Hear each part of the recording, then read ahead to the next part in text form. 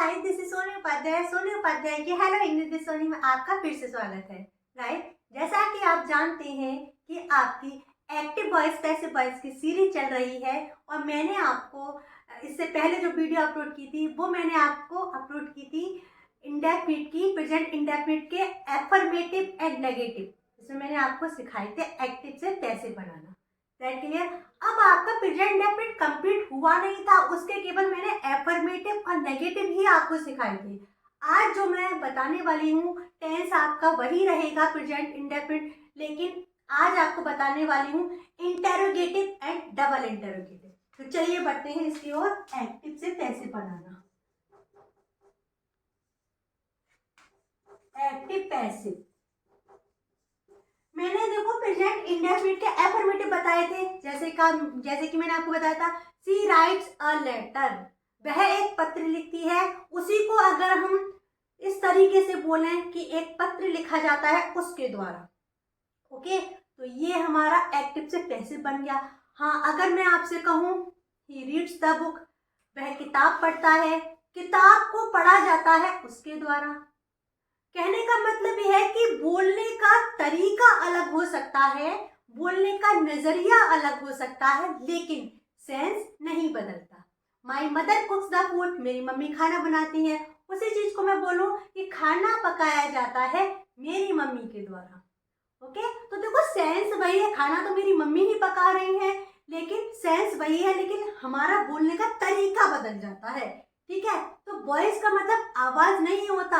हाँ, मीनिंग में आवाज बोल देते हैं, लेकिन यहाँ पर वॉइस का मतलब आवाज नहीं होता कि मैं हल्की आवाज में बोलूंगी तो वो पैसिव होगा, मैं तेज आवाज में बोलूंगी तो वो एक्टिव होगा। नहीं, वॉइस का मतलब होता है कि बात को कहने का तरीका, बात को बोलने का तरीका। ओके, कि हम एक बात को दूसरे तरीके से बोल सकते हैं, लेकिन हमारा सेंस वही रहेगा। ओके, तो ये होता है हमारा वॉइस। Is that clear? चलिए, मैंने आपको एफर्मेटिव बता दिए, कुछ एग्जाम्पल नेगेटिव के भी बताती हूँ। जैसे मैं बोलूँ he does not play the cricket, वह क्रिकेट नहीं खेलता है। अगर इसी चीज को मैं बोलूँ कि क्रिकेट नहीं खेला जाता है उसके द्वारा, ठीक है, तो ये हमारा नेगेटिव हो गया। आपको मैंने नेगेटिव का स्ट्रक्चर बता दिया था, एग्जाम्पल भी समझा दिए थे। आई होप आप सभी को अच्छे से समझ आए होंगे। अब बढ़ते हैं इंटेरोगेटिव के। ओके, इंटेरोगेटिव सभी को पता है। सबसे पहले हम देखते हैं कि इंटेरोगेटिव की पहचान क्या होती है। तो देखिए, सबसे पहले मैं आपको एक्टिव का स्ट्रक्चर बताती हूँ, डू या डज। ठीक है, हेल्पिंग वर्ब मतलब उसके बाद आएगा हमारा सब्जेक्ट, उसके बाद आएगा हमारा वर्ब और फिर आएगा हमारा ऑब्जेक्ट। क्लियर? अब इसी को पैसिव में अगर मैं बनाऊंगी तो जैसा कि आपको मैंने बताया था कि डू और डज कन्वर्ट हो जाता है इज एम आर में अकॉर्डिंग टू, यहाँ पर ऑब्जेक्ट के अकॉर्डिंग होता है, यहाँ पर सब्जेक्ट के अकॉर्डिंग है। ओके, तो देखिए आर या इज, ओके, उसके बाद आएगा हमारा ऑब्जेक्ट,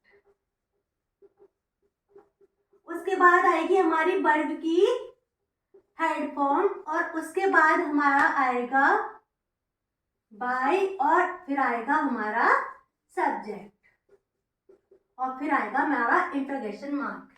एग्जाम्पल से समझते हैं।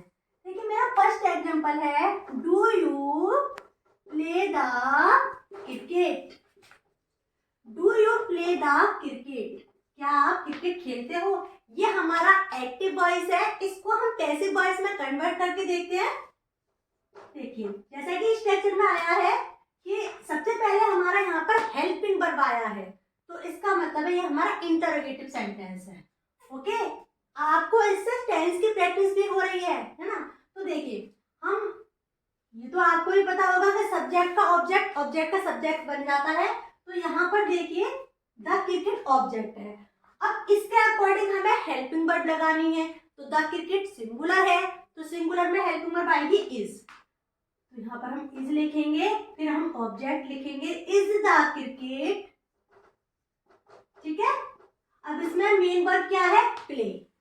और मैंने आपको पहले भी बता दिया था फर्स्ट वीडियो में कि जब भी हमारा पैसिव हम बनाते हैं तो एक्टिव किसी भी टेंस का हो, लेकिन हमेशा मेन वर्ब की थर्ड फॉर्म ही लगाते हैं। ओके, तो यहाँ पर थर्ड फॉर्म आएगी प्ले की, played. Is the cricket played, फिर हम लगाएंगे बाय, सब्जेक्ट क्या है हमारा, यू, और लास्ट में क्वेश्चन मार्क। क्लियर। एक एग्जांपल और बताते हैं। Does she write a letter, does she write a letter. अब देखिए यहाँ पर हम ऑब्जेक्ट का सब्जेक्ट बनाएंगे तो इसी के अकॉर्डिंग हमारी हेल्पिंग वर्ब आएगी। तो ए लेटर सिंगुलर है मतलब इज आएगा, इज। उसके बाद object is a letter, verb क्या है, राइट, लेकिन हमें तो थर्ड फॉर्म लगानी है, इज ए लेटर रिटन। उसके बाद बाई आएगा। अब यहाँ पर देखो, यहाँ पर सी का सी नहीं रहेगा, जब भी हम सब्जेक्ट के अकॉर्डिंग इसको लगाएंगे तो सी, लेकिन अगर हम ऑब्जेक्ट के अकॉर्डिंग हम लगाएंगे तो सी का यहाँ हो जाएगा हर। Clear. Does my mother cook the food, structure same रहेगा। तो यहाँ पर देखो द फूड ऑब्जेक्ट है तो द फूड सिंगुलर है, तो यहाँ पर हमारे हेल्पिंग वर्ब क्या आएगी, is. Is the food, cook की थर्ड फॉर्म होती है cooked, is the food cooked, फिर क्या आएगा, बाय, सब्जेक्ट क्या है, माई मदर, और लास्ट में interrogation mark. Do you sing a song, a song object है, ऑब्जेक्ट हमारा सिंगुलर है, तो यहाँ पर ऑब्जेक्ट के अकॉर्डिंग हेल्पिंग वर्ब आएगी इज। देखिए यहाँ पर हमने डू सब्जेक्ट के अकॉर्डिंग हेल्पिंग वर्ब लगाई है, बट हम यहाँ पर ऑब्जेक्ट के अकॉर्डिंग हेल्पिंग वर्ब लगाएंगे। तो इज अ सॉन्ग, सिंग की थर्ड फॉर्म होती है संग, is a song sung by you. ये था आपका सिंपल इंटरोगेटिव जो होते हैं, सिंगल इंटरोगेटिव, उसका स्ट्रक्चर, उसके एग्जांपल। आई होप आप सभी को समझ आए होंगे। आपको कुछ भी नहीं करना है, आपको डू को और डज को इज में, आर में और एम में कन्वर्ट करना है। ओके, और सबसे पहले आपको हेल्पिंग वर्ब लगानी है, उसके बाद सब्जेक्ट, फिर आपको बता ही दिया मैंने, ऑब्जेक्ट का सब्जेक्ट हो जाता है, सब्जेक्ट का ऑब्जेक्ट, और एक्टिव वॉइस हमारा किसी भी टेंस का होता है, लेकिन पैसिव वॉइस को बनाते हुए हमें हमेशा कौन सी फॉर्म यूज करनी है, थर्ड फॉर्म यूज करनी है। उम्मीद करती हूँ आपको ये वाला अच्छे से समझ आया होगा। अब मैं आपको बताने जा रही हूँ डबल इंटरोगेटिव, जो कि WH फैमिली के साथ बनाया जाता है। तो चलिए डबल इंटरोगेटिव की तरफ। गाइस, अब बारी आती है आपकी डबल इंटरोगेटिव, जो कि मैंने बता दिया आपको, डबल इंटरोगेटिव सेंटेंस में WH फैमिली को हम लगाते हैं, उसको हटाते नहीं है। ठीक है, देखिए, तो सबसे पहले एक्टिव वॉइस का स्ट्रक्चर क्या रहता है, सबसे पहले WH फैमिली आती है, उसके बाद do does according to subject, उसके बाद मेन वर्ब की फर्स्ट फॉर्म आती है, उसके बाद ऑब्जेक्ट, और लास्ट में आता है हमारा इंटरोगेशन मार्क। ये एक्टिव का हो गया, लेकिन हमें तो एक्टिव से पैसिव में कन्वर्ट करना है, तो पैसिव का स्ट्रक्चर देखते हैं। सबसे पहले WH फैमिली आएगी, उसके बाद according to object helping verb आएगी इज, एम, आर, जो भी हमारा ऑब्जेक्ट होगा उसके अकॉर्डिंग। उसके बाद ऑब्जेक्ट आएगा, फिर मेन वर्ब की थर्ड फॉर्म आएगी पैसिव वॉइस में, उसके बाद बाय, और उसके बाद सब्जेक्ट, उसके बाद इंटरोगेशन मार्क। आइए एग्जांपल से समझते हैं। ठीक है, फर्स्ट एग्जांपल है मेरा, why does Neha write poems.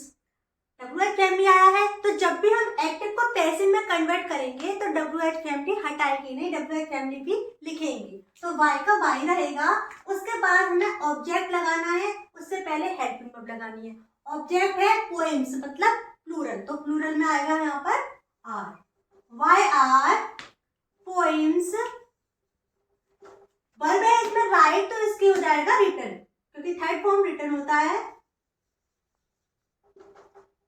Why are poems written? Why नहीं, उसके बाद interrogation mark. Is that clear? एक और देखते हैं, how does he speak truth. How का हाउ रहेगा, WH फैमिली बिल्कुल ऐसी लिखी जाएगी। उसके बाद हम जब इसमें हेल्पिंग वर्ब लगाएंगे ऑब्जेक्ट के अकॉर्डिंग, तो ऑब्जेक्ट है इसमें ट्रूथ, मतलब सिंगुलर है तो हाउ इज, फिर ट्रूथ। उसके बाद वर्ब है इसमें स्पीक, लेकिन स्पीक की थर्ड फॉर्म होती है स्पोकन।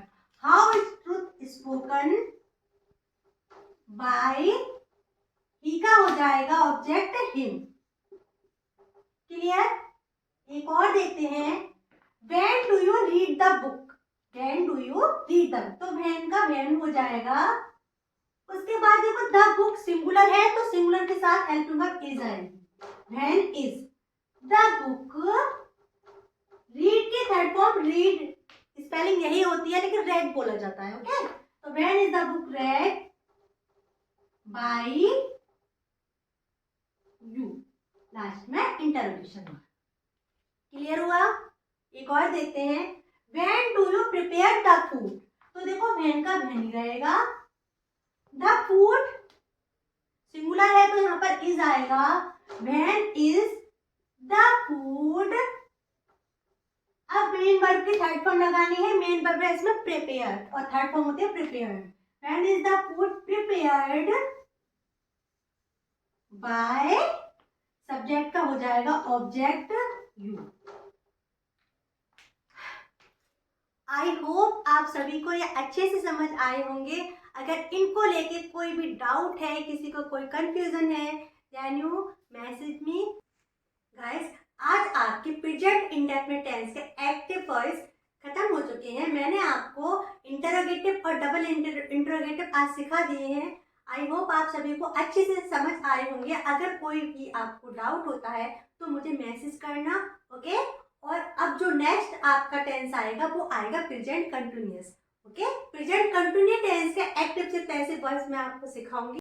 अगली वीडियो तक के लिए आप सभी से विदा लेती हूँ मैं, तब तक के लिए बाय बाय।